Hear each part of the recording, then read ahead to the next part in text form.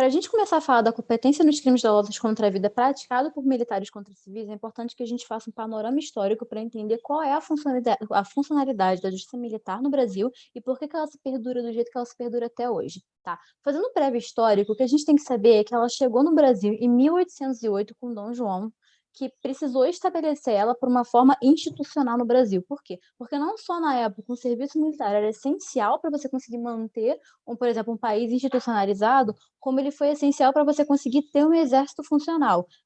Pela necessidade de você ter um exército funcional e ter um bom funcionamento da força armada, realmente que foi criado o que a gente conhece hoje como justiça militar. Por quê? Porque você precisava ter pessoas que trabalhassem nessa área, que agissem, que fossem militares para poder julgar esses crimes militares que aconteciam. Por que isso? Porque até hoje o que a gente tem, na verdade, é um grande comando de hierarquia e disciplina na vida na caserna. Então, a gente precisa de pessoas que viveram isso e que compreendem isso para poder julgar os crimes cometidos por pessoas que estão vivendo esse tipo de situação. Tá. Antigamente, ele criou principalmente o Conselho Superior de Justiça Militar e o Escabinato. O Conselho Superior de Justiça Militar, ele funcionava principalmente para julgar os crimes maiores, então a gente ia, que hoje em dia que virou o Superior Tribunal Militar, e principalmente depois veio e também tinha o Escabinato, que hoje em dia vieram os Conselhos Penais Militares, que funcionam até hoje, que vai ser explicado posteriormente. Basicamente, o que a gente tinha eram setores mistos em que havia o julgamento tanto por pessoas, juízes togados, como por civis, que na verdade eram os próprios militares. Isso é uma coisa que se perdura até hoje porque precisou manter esse tipo de tradição. Tanto que hoje a gente ainda tem no Superior Tribunal Militar e em demais instâncias que vão ser tratadas aqui, julgamentos mistos, porque você precisa ter essa presença constante. Só que, ao mesmo tempo, a gente também precisou trazer um olhar mais humano em determinadas situações que precisavam, como, por exemplo, crimes contra civis. Então, assim, o que a gente tem que ter em mente quando a gente for começar a analisar esse tema é não só as particularidades que fizeram com que esse tema tivesse uma justiça especializada própria, não só em um âmbito da União, como no âmbito dos estados, mas principalmente porque a gente precisa ver por que precisou humanizar mais e esse tipo de crime, porque principalmente quando civis que não necessariamente estavam ligados a essa situação da vida da caserna, que iam para além disso. Agora, como a Luísa falou, eu vou entrar um pouquinho no campo da competência. E a Luísa, como a Luísa disse, a justiça militar ela existe tanto no âmbito federal quanto no âmbito estadual. No âmbito federal são as Forças Armadas, a Marinha, Exército e Aeronáutica, e no âmbito estadual seriam os bombeiros e a Polícia Militar. E quem que é competente para julgar esses casos em primeira instância? São os Conselhos de Justiça Militar, tanto no âmbito federal como estadual. Então, e esse órgão são órgãos colegiados que são compostos por um juiz togado, que é um juiz civil, e os outros são juízes que vêm do oficialato. Então, são militares que compõem esse órgão colegiado que vai julgar os casos previstos no Código Penal Militar, que foi previsto lá na Constituição Federal. E nesse caso existem até exceções, que é até o que a gente vai comentar aqui, porque no caso de crime doloso contra a vida, que seria julgado pelo Tribunal do Júri, que nós vamos entrar mais nesse assunto depois, Júlia vai falar melhor depois. Mas, em segunda instância, quem que julga os recursos nesses casos? Na Justiça Estadual, a Constituição ela previu que cada estado ele poderia criar o seu tribunal militar, que ele poderia fazer isso se o estado tivesse mais de 20 mil oficiais, mais de 20 mil militares, juntando polícia militar e bombeiros. Só que somente 3 estados fizeram isso, São Paulo, Minas Gerais e Rio Grande do Sul. Então, somente esses estados têm o tribunal. Os outros, a Constituição preveu que os recursos seriam julgados pelo Tribunal de Justiça do Estado, que ele vai acumular a função. Já no âmbito federal, a Constituição também preveu que poderiam ser criados os tribunais, só que ela não determinou que, caso não fosse criado, os tribunais regionais federais iriam acumular a função. Então, nesses casos, o Superior Tribunal Militar, ele vai, além de ter o papel de garantir a legalidade, controle de legalidade, ele vai julgar, tem a competência para julgar os recursos dos Conselhos de Justiça Militar da Federação. Então, são esses aspectos da competência que são interessantes de falar, antes de passar para o próximo ponto. Bom, gente, eu vou entrar agora no tópico da lei número 13.491 de 2017, que altera o artigo 9º do Código Penal Militar, que define os crimes militares em tempos de paz, né? Ele tem uma parte material e uma parte processual. A parte material é fazer a transposição de vários tipos penais da parte especial do Código Penal para o Código Penal Militar, que traz algumas especificidades, né? Que é como a Luísa falou, a vida de militar tem as suas especificidades, ela exige disciplina e hierarquia, os crimes são específicos, então, a essas funções. Ele faz a transposição e, além disso, ele muda a competência para processamento e julgamento dos crimes dolosos contra a vida cometidos por oficiais das Forças Armadas contra civis, do Tribunal do Júri, como o Lucas falou, para a Justiça Militar. Isso vai acontecer em 3 contextos diferentes, agora a gente não tem como escapar de ler o texto da lei, que é o inciso 1º, do cumprimento de atribuições que lhes forem estabelecidas pelo Presidente da República ou pelo Ministro de Estado da Defesa. Inciso 2º, de ação que envolva a segurança de instituição militar de missão militar, mesmo que não beligerante.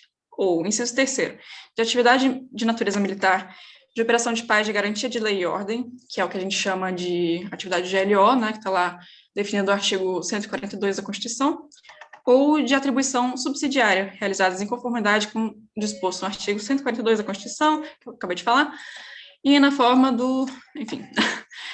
E o que isso traz de diferente para a gente? Bom, desde lá da tia Cotinha, na Faculdade de Direito, a gente sabe que o Tribunal do Júri julga os crimes dolosos contra a vida, inclusive os crimes cometidos por militar contra civil. E por que isso acontecia? Porque o Constituinte desconfiava já, né, da polícia militar, que é notória pela brutalidade na atuação, principalmente junto às favelas. A gente vê isso no noticiário todo dia, principalmente a gente que mora no Rio de Janeiro, né?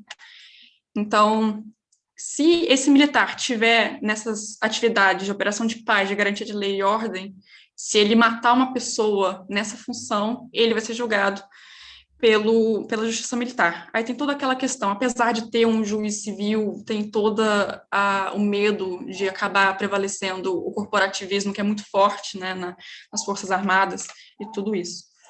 E teve quando saiu essa lei, teve toda uma celeuma sobre a aplicação do direito intertemporal, mas o STJ acabou decidindo que, como essa lei tem uma parte processual, ela vai ser imediatamente aplicada aos processos que já estão acontecendo. Ou seja, está correndo um processo no Tribunal do Júri, ele vai ser enviado imediatamente para a Justiça Militar, ainda que o fato tenha acontecido bem antes da vigência dessa lei nova. Mas, no que tange a lei penal material, o juiz vai precisar aplicar a legislação mais benéfica, porque, por exemplo, o Código Penal normal, ele prevê hipótese de substituição de pena, então, em vez de ter uma pena de detenção, o agente pode acabar sofrendo uma pena restritiva de direitos, o que não acontece nos crimes militares. Então, obviamente, essa seria uma norma mais benéfica. Bom, é isso que eu queria falar.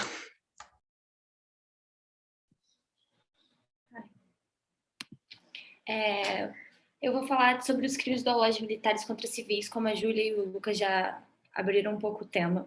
É importante, nesse momento, fazer a diferenciação dos militares estaduais para os militares federais. Os militares estaduais são a Polícia Militar e o Corpo de Bombeiros, e os militares federais são as Forças Armadas, compostas por Marinha, Aeronáutica e o Exército. Existe um tratamento diferenciado entre os dois, porque os militares estaduais vão ser julgados pelo Tribunal do Júri, enquanto as Forças Armadas vão ser julgadas pela Justiça Militar Federal, como a Júlia já tinha falado. E nessas missões de garantia da lei e da ordem, que são um exemplo prático, as ocupações na favela, que acontecem muito no Rio de Janeiro, que é um fato de desvio de função das Forças Armadas, realizando um policiamento urbano à la carte, tirando ela da função essencial dela e colocando como tentando militarizar a segurança pública, de acordo com como o Leonardo Marcondes Machado fala. E em caso de ocupações, se uma das Forças Armadas realizar um crime contra a vida de um civil, eles vão ser julgados separadamente, enquanto um vai ser julgado pelo Tribunal do Júri e o outro vai ser julgado pela Justiça Militar Federal. E a crítica nesse momento não são para realizar esse policiamento, a desviação que acontece com elas. E a Elaine vai falar um pouco mais dos casos concretos. Nós temos 2 casos mais notórios, que são logo recentes à promulgação da lei, que é o envolvimento dos militares do Exército numa ação que resultou na morte de 8 pessoas no Complexo do Salgueiro, em novembro de 2017, e a morte de Diego Augusto Ferreira, de 25 anos, na zona oeste do Rio de Janeiro, que ele furou uma blitz por não ter habilitação, e essa blitz era do Exército. Ele foi ferido fatalmente com um tiro, acho que se não me engano, de fuzil, e ele se torna a primeira vítima das Forças Armadas durante a intervenção de segurança pública no Rio, decretada pelo então presidente Michel Temer. Atualmente, o pessoal interpôs uma DI que instrui especialmente contra o artigo 9º da lei, que fala exatamente sobre a questão do julgamento dos militares, e eles fundamentam a DI com a questão de deixar de preservar a autoridade do júri, que é uma cláusula pétrea, de romper com as regras do julgamento penal imparcial, e fere o princípio da igualdade perante a lei, considerando o privilégio de uma categoria ou de um segmento social em detrimento da coletividade, e relativiza o devido processo.